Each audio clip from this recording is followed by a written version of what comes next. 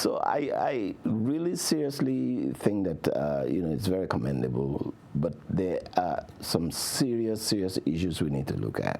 One for me is the fact that people tend to call it instability. I've seen this in the days of the Netherlands Antilles. And more appropriately, I think it is more fragmentation.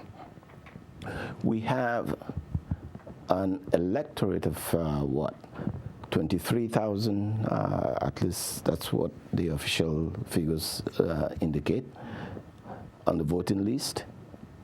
13,000 or so and change came out to vote on election day. The voter turnout, fell, but not significantly. And if you take into consideration that elections were around Christmas time, when people travel, when people do all that kind of stuff, all of that may have also affected the turnout. But what to me is very worrisome is that we have a system in which we asking each voter to choose between 112 candidates.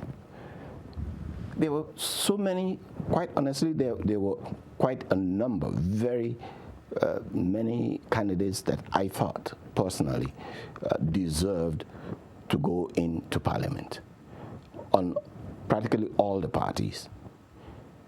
But you have one choice. And then I have to make a choice out of 112.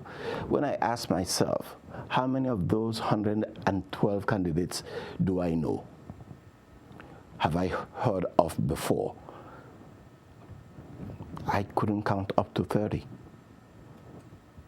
And that is a burden on the electorate. I think we have to find a system in which if you have 7 political parties in a small space like this, that's a lot of fragmentation.